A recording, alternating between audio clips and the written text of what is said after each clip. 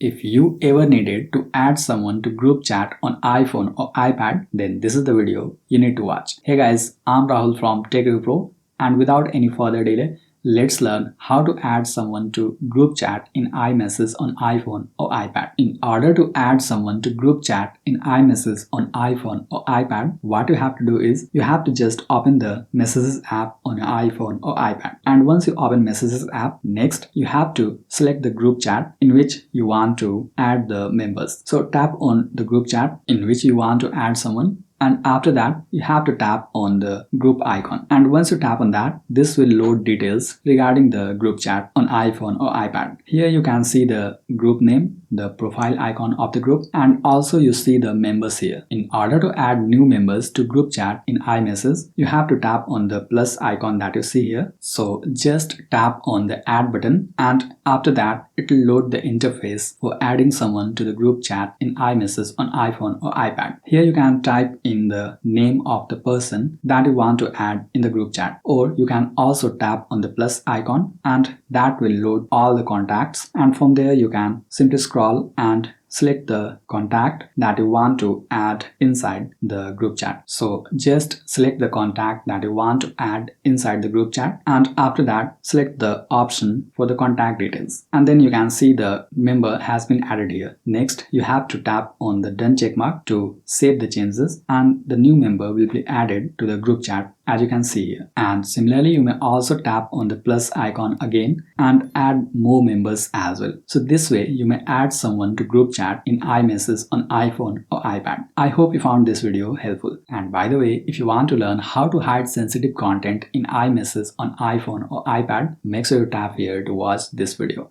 I'm Rahul signing off, and I'll see you in the next video.